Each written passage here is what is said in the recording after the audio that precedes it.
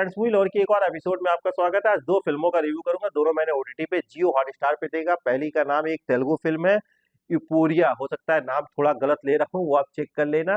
इसकी हिंदी डबिंग अच्छी की गई। इस फिल्म का काफी तारीफ मैं सुन रहा था, तो जब ये हिंदी में ओटीटी पे आया तो मैंने इसे एंजॉय किया। कल ही मैंने इस फिल्म को देखा। स्टोरी की बात करूँ तो टीनेजर लड़के दिखाए गए 17 साल के, 5 लड़के जो एक ही स्कूल में पढ़ते हैं, और एक लड़की दिखाई गई है जो दूसरे स्कूल में पढ़ती है। पर एक क्लब में इन पांचों लड़कों से मुलाकात होती है, फ्रेंडशिप होती है। फिर घर छोड़ने के बहाने ये सब अपनी गाड़ी में उसे बैठा देते हैं और फिर बारी बारी से उस लड़की का रेप करते हैं। लड़की घर जाती है, पेरेंट्स को बताती है, पेरेंट्स पुलिस के पास जाते हैं, फिर जो कानूनी प्रक्रिया शुरू होती है।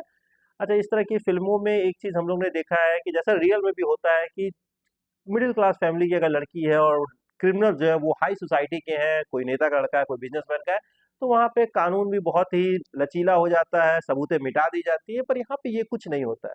वो सब पकड़ाते हैं, उन्हें सजा मिलती है। हाँ, पेरेंट्स चाहते हैं कि उन्हें छोड़ दिया जाए, वो कोशिश भी करते हैं। तो यहाँ तक कि जो ऑफिसर होता है जो इस केस को जांच कर रहा था, उसे मोटिवेट करने की कोशिश करते हैं, पर ऊपर से ऑर्डर्स थे कि नहीं, जो प्रोसीजर है वो फॉलो किया जाए।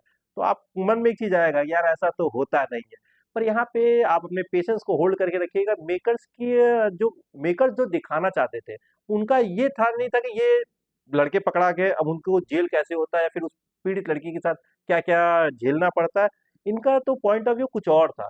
ये हमें दिखाना चाहते थे कि चलो ठीक है, लड़के ने क्राइम किया, उसे सजा मिल गई, उसके बाद क्या, उसके बाद उसकी लाइफ, जब वो जेल जाता है, जेल में क्या क्या झेलना पड़ता है। और जो उसकी माँ थी, जो इसमें मेन अपराधी था, उसकी जो माँ थी, वो अपने बेटे को, वो कहीं ना कहीं अपने अंदर ये गिल्ट, वो प्रिंसिपल भी थी उसी स्कूल की, उसे भी वो अब रिजाइन तो दे देती है, पर उसके मन में एक गिल्ट आता है कि ये मेरी भी गलती है, मेरी परवरिश की भी गलती है। तो वो इस चीज को अपने ऊपर लेती है और अपने बेटे को सुधारने का सोचती है और फिर उसे सेकंड चांस देना चाहती है।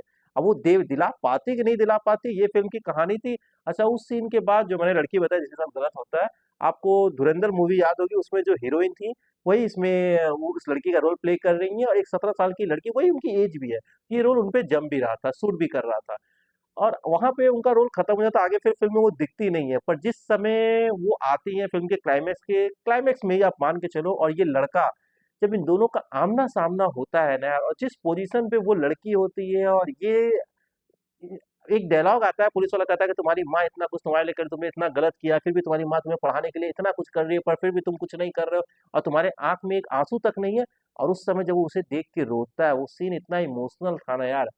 और ये फिल्म बहुत अच्छी है। मैं पेरेंट्स को सजेस्ट करूंगा कि पूरी फैमिली, आप कहोगे यार रेप जैसे टॉपिक की फिल्म है, आप कह रहे हो कि बच्चों के साथ देखो, बिल्कुल आप देखो, कि बच्चे सच में एजुकेट होंगे, लड़कियां एजुकेट होंगी, कि ठीक है, आप पहली मुलाकात में कोई मिला तो उसके साथ कितना फ्रैंक होना है, ये जरूर लड़कियों को भी माइंड में होना चाहिए।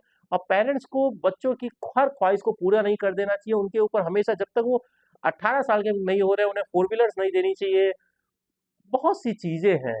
और अगर किसी लड़की के साथ गलत हो, जैसे अपनी सोसाइटी में हम लोग देखते हैं कि यार उस लड़की को सब लोग गलत, भले गलती उसकी नहीं थी, उसके साथ गलत हुआ, पर सब उसी के साथ गलत करता रहता है। यहाँ पे पेरेंट का सपोर्ट बहुत अच्छा लगा कि जब वो पहली बार घर आके बोली, पेरेंट्स ये नहीं कहा कि चलो बात को छुपा देते हैं, वो पुलिस की बात ले गए, अपनी बेटी को इंसाफ दिलाया, और फिर जिस पोजीशन पे पहुंचाया, वो ये स्पॉइलर है मैं नहीं दूंगा, पर सच में देख के एक प्राउड फील होगा।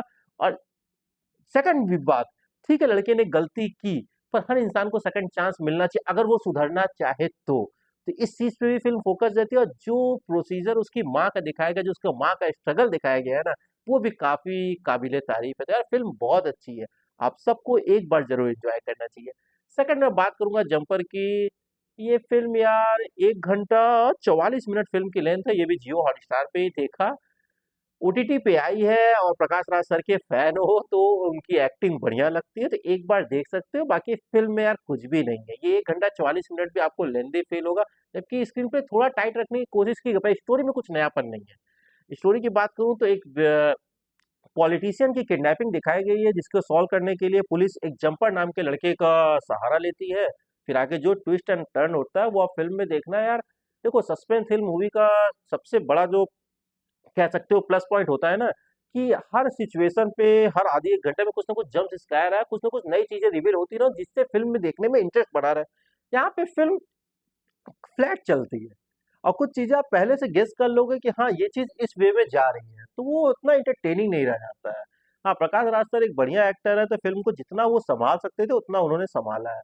ये भी एक वन टाइम वॉच है, थिएटर में लगी होती तो मैं बिल्कुल आपको सजेस्ट नहीं करता, पर ओटीटी पे तो एक बार एंजॉय कर सकते हो। बाकी जो मैंने पहली वाली तेलुगु मूवी हुई वो आपको जरूर एक बार देखनी चाहिए।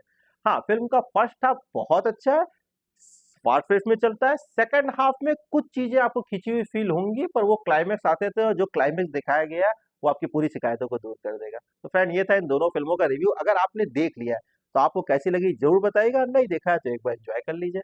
Okay friends, thank you.